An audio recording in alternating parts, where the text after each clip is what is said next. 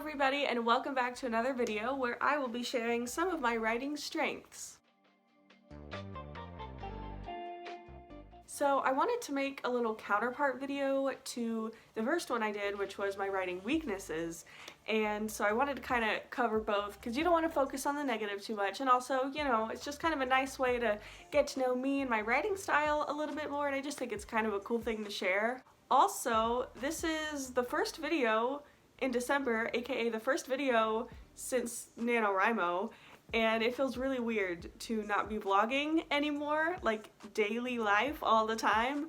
So it's been kind of a nice break, but yeah, this is the first video. We're not doing all the vlogs anymore, which is kind of sad, but I'm still gonna be vlogging, but this is the first little sit-down video, so that's kind of fun. So yes, I'm going to be sharing some of my writing strengths to kind of even it out, and I think it is perfectly okay and very good to talk about your own strengths and why you like writing and like what you're good at, and I think it is okay to be proud of that. So I'm going to brag on myself for a little bit and talk about some things that I think I am very good at when it comes to fiction writing. Number one, description, and I guess this is kind of like a double-edged sword because in my last one I talked about how one of my weaknesses is going on way too long with description, but you know, the truth is I'm very good at description. I love description and describing things and using imagery to like paint a picture with my words. When I was younger, because I've been writing my whole life, when I was younger and I didn't know what to write, you know, like I wanted to write something but I didn't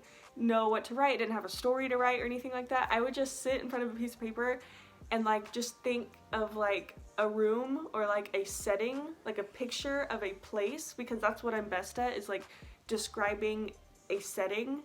And I would just sit there and write like a page long of just sights, sounds, smells, like all the stuff to just describe the setting. And so I just love like that sort of language, and like just I like description. And I don't, you know, I try not to do this because again, I can go on for a little too long sometimes, but I do love imagery so much and just making everything pretty and like really trying to immerse your reader into the whole setting. And so that's another strength actually, is that I'm a really good visualizer. I'm really good at like just having a picture in my mind and just being able to like put it on the paper.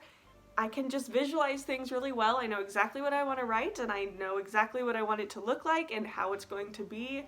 And I do find, you know, you can use like reference pictures and stuff like that. That's always really helpful, but whenever I have like a setting or a location or a scene, I just immediately know it in my head. Like I just know exactly what I want it to be, and then, you know, I can find pictures or something if I want to reference like, okay, wait, what would this sound like, or what would this look like? But usually like I'm a very good visualizer and I love having things in my head, and I like seeing that sort of thing. So my next one is grammar. I love grammar. I'm a huge, like, I love diction and language and tone and all that, like, stylistic techniques of writing. I just love it. Like, my whole life growing up in school, I adored writing essays. I've never been one that hated writing essays. I just love grammar. I used to want to be an editor. I would edit my classmates' like, essays and stuff like that. I was kind of known as, like, a grammar Nazi, even though I don't like using that term, but I love that stuff and I'm good at it. I really am. I made like perfect scores on essays. Like I was always like the top dog when it came to essays and grammar and diction and all that good stuff. I loved English, and I actually didn't have to take it in college because I had my like dual credit stuff, and I was actually sad about it because I wanted to take some college English classes. But yes, grammar, all that good stuff, love it. Same with like spelling. I love spelling. I won my school spelling bee in 4th grade. You know, not just my grade. I won my grade spelling bee, and then I won my whole school spelling bee. Just gonna put that out there. And so also kind of going on to my next one, vocabulary. I love vocabulary. As you can tell, you can see what kind of person I was in high school. I've always had a very strong vocabulary, and I love finding new words to like explain different things in my writing. I've always adored learning new words, and I used to read the dictionary for fun when I was a child. I remember when I was 6 years old, I could spell thesaurus and dictionary, and I was really proud of that, and I would like go around telling like my whole family that I could do that.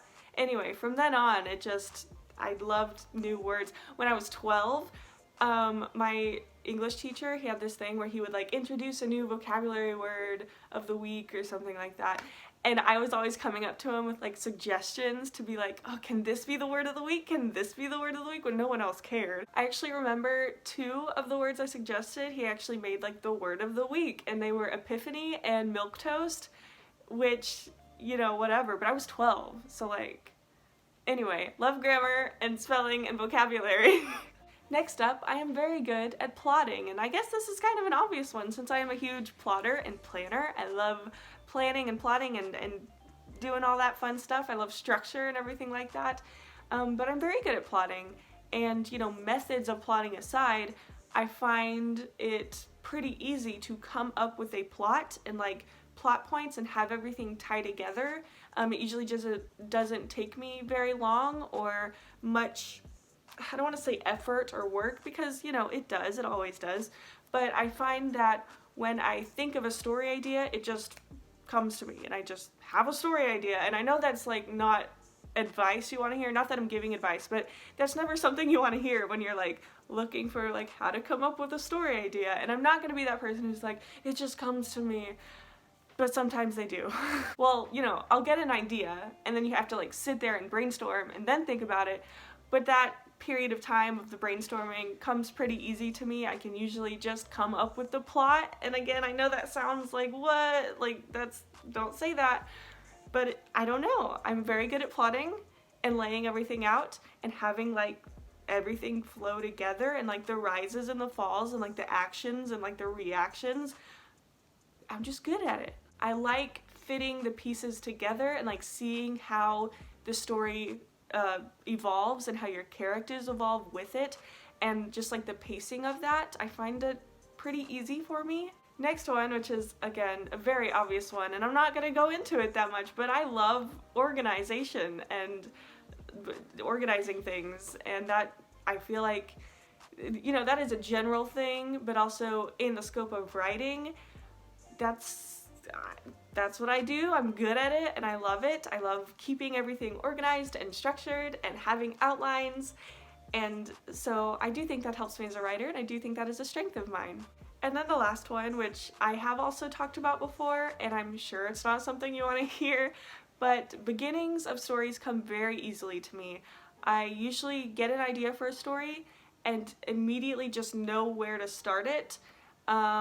I just kind of start writing. That's the only part of the process that I pants, I guess, because I will just get a random idea or a line of dialogue, or most often just a line, like a sentence, and that'll be the first sentence of my story. I adore writing beginnings because I think they are so fun, and I think it's such a cool thing to like bring this into the world, you know what I mean? Like, it starts something, and I love that, and I've just always been very good at it. It is a strength of mine because it just comes so easy to me, and this one I like know how to explain less than the plotting one. Like with plotting, you know, I'll get an idea and then I do have to like sit there and brainstorm and think, but with like beginnings, like the first page or so, I just do it. And I don't know, again, that's the only part of the process that I pants, because I just start writing and it happens. And then after like the first page or two, I have to stop and be like, I don't know where I'm going, and this is too many words that I need to just sit down and then figure out where I'm going from there. But like for the beginnings, so easy for me. I love it. And I guess a little tip, because I have had people ask me like how I write beginnings, like how it comes so easy to me, because I know that was terrible advice. But one of my like favorite things or like favorite methods is definitely like in the middle of things, like the in media res sort of thing, where it's like you're just immediately jumping into whatever's going on, not like the inciting incident, like not immediately the action that propels the story, but you know, you want to introduce your characters and their daily life. You want to, you know, show them before the catalyst happens that then moves them into the next part, you know, act 2. But I do like to get in the middle of things with their daily life. So for example, like with Project Orion, I had the first sentence come to me immediately, and it hasn't changed throughout these 2 drafts. It has not changed. And so Orion, like her daily life is being a bounty hunter and a pirate, and so they're, you know, turning in bounties and targets and stuff like that. And so I immediately get into, like, the first sentence is like, the body had been dead only a few minutes when Orion found it or something like that. And so it immediately is like, okay, there's a dead body, you can see her reacting to it and see like, oh, okay, this is a bounty that they were supposed to turn in, sort of thing. And it's just a daily night of like them going bounty hunting, because that's their daily life. But you know, I do like starting in the middle of things. That's like my biggest thing. I love it. I never start with like, it was summer of 1971 when blah blah blah. Don't like starting with like exposition or like background or like explaining things. I just like get into it, and then the rest you can kind of just learn what like as you read. If that helps, I hope that helps. Maybe I have had people ask me that, so I thought I would share a little something. Anyway, those are all the strengths that I have listed and written down. Again, I did make a part 1 of this. If you're tired of hearing me brag about myself, you can go watch me talk about the things I am terrible at. But yeah, that is all I have today. Please comment down below some of your writing strengths, because I would love to know, and I love hearing about like different people's sort of areas of where they're really good at, and I think it's kind of cool. So yeah, comment down below some of your strengths, and then go comment on the other one and tell me some of your weaknesses. Thank you guys so much for watching. I hope you enjoyed, and I will see y'all in my next video.